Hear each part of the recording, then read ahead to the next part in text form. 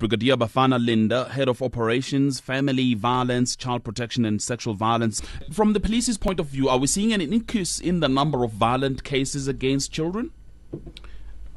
That's correct, Xolani. We are seeing an increase in the reporting of these cases since the re-establishment of the Family Violence, Child Protection and Sexual Offences units in the country. Which was sometime last year?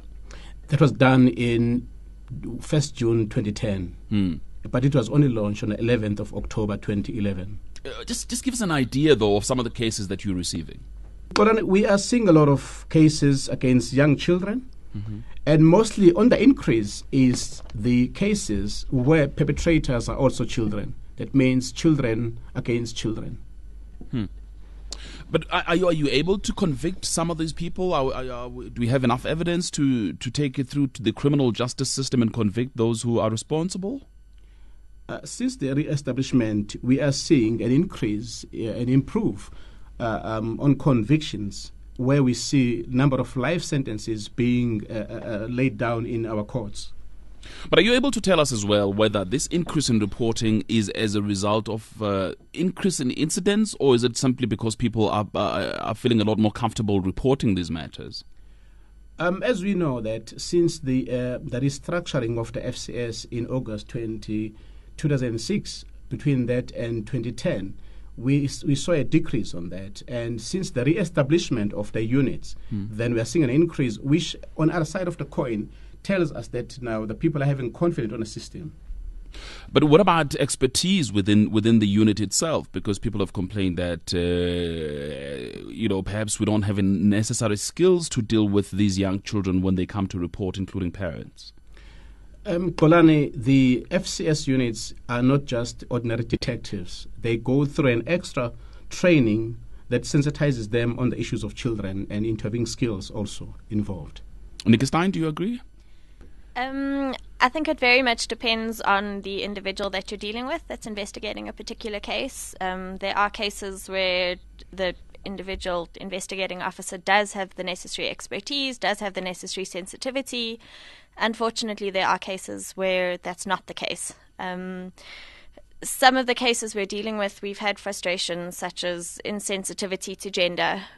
So a police officer, an investigating officer will not let a female be present in the room, or, me as an attorney for a child be present in the room while they're conducting the investigation and taking their statement. And I think that there is a lot of scope for increased sensitivity to the particular trauma that kids are going through. But the re-establishment of these units, has it made a difference, do you think?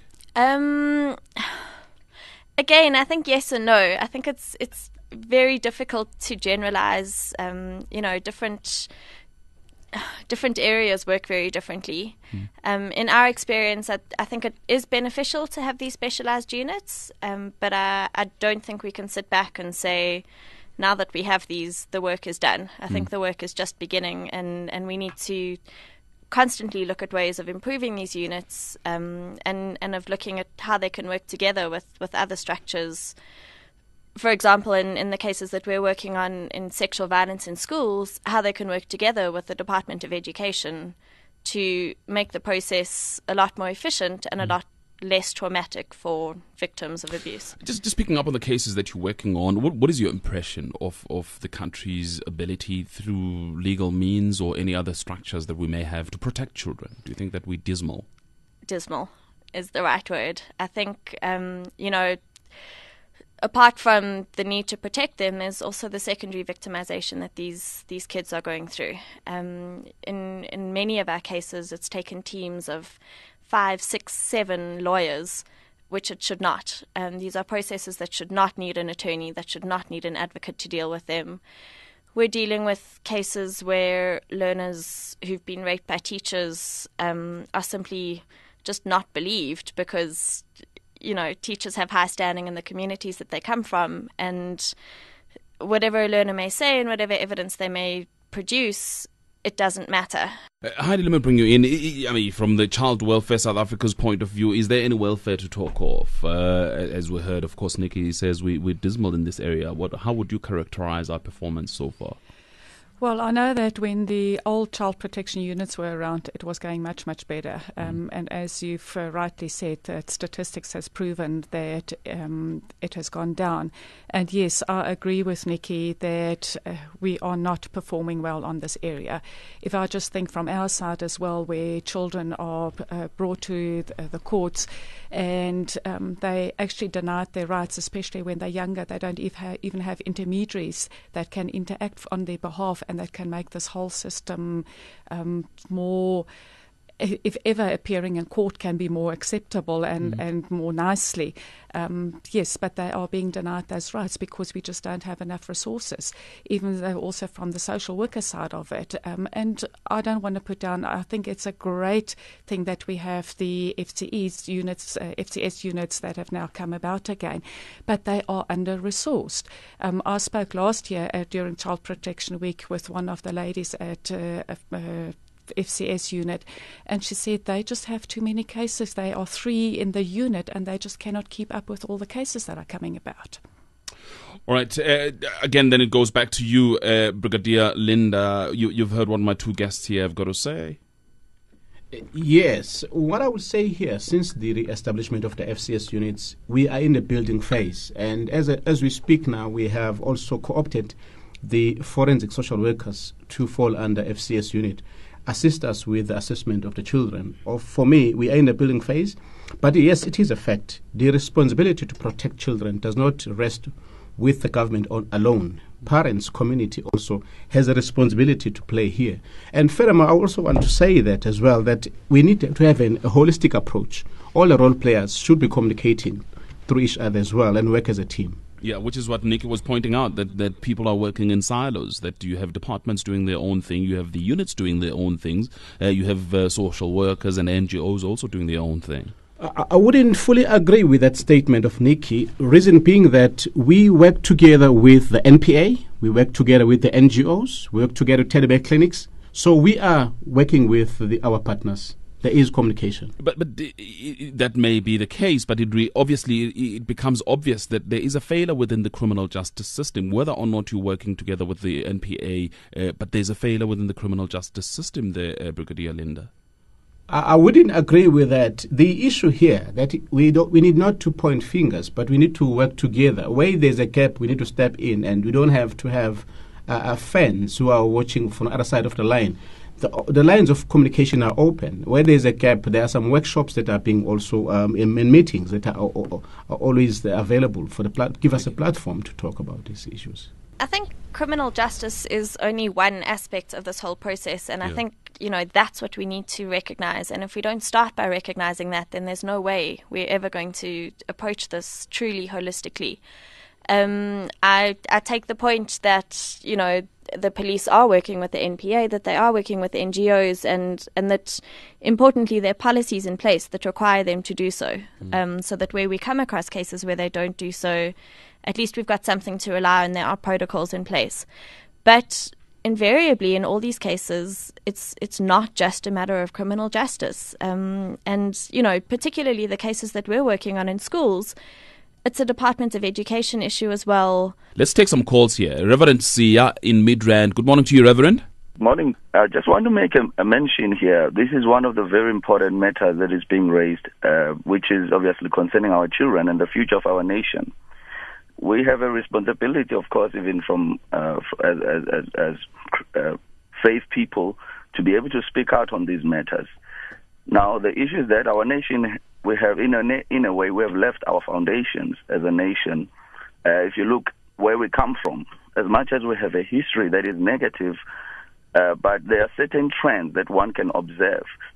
To say during that time, there was lesser of these kind of things that are happening in our nation today, because then people were more aware, I would say, of the fact that man is created in the image of God, and therefore we need to respect one another and honor one another. Today, that respect has been left, and we are all responsible. But I will also want to call on all the Christians to begin to rise up, and the church as a whole. There may be other religions that may be out there who may also want to participate in this. But what we see here, it's going to take the church to rise up and begin to deal with these matters. because until the church rises up and act on what is going on in our society, because the heart of man has left the foundations, things are really, really deteriorating bad. And we need to bring the heart of man back to where it was before. All right, Reverend. I thank you very much. And I'm going to, let me just ask you one question, because there was an email that came through from Chad a little earlier on, and he suggested that, the evolution, if you want, that may be happening in this country and all the changes are happening elsewhere in the world, but they don't have the similar problems that we have. Why is it that in our country we see these horrible, horrible incidents involving our children? As I said earlier, Xolani, is that until there is a change in the hearts have been so desperately, because of probably the people where they've come from and how the people's hearts have been so hurt and wounded. And there are many things that they can be contributed to that, whether politically or whatever. But I'm just talking about the state of the heart of man today because of the wickedness that is just prevailing in our nation. And most of the time we turn a blind eye on these things. We don't talk about them and confront them. And if in the at the family level, parents are not taking responsibility, fathers in particular, taking responsibility to say, as a father, as a man, I want to play my role in protecting my children. When we grew up in the township, probably you can testify to that. In the township, you find that as a child, whether it's your neighbor or anyone in the community, they can be able to correct you as a child, and you are not afraid. This is where we have to get back to. Where there is honor, where there is fear and respect. Okay, Reverend, I thank you. Let's quickly go to Joe in Durban. Hello, Joe. How are you? I'm fine, Joe. Welcome. All right. I regret having to speak about this topic, where a 9-year-old is being impregnated by a teacher. The numbers are alarming. I'm surprised listening to your Okay, but to be fair, to be factual about it, it doesn't say that it was the teachers, but it just says the number of 9-year-olds who were impregnated in 2009. It doesn't say besides whoever is doing such things. Even dogs understand that they have to wait for time, heat, and all that, and then they can follow the other dog. But for human beings to be doing such things, it's really alarming, and I believe our legal system is lacking badly. Such cases must not even be investigated while the perpetrator and the victim are watching each other every day. The perpetrator must be locked up, and the investigation must continue, because that is something that is even irrelevant to talk about here, while the whole nation is listening. It's horrible,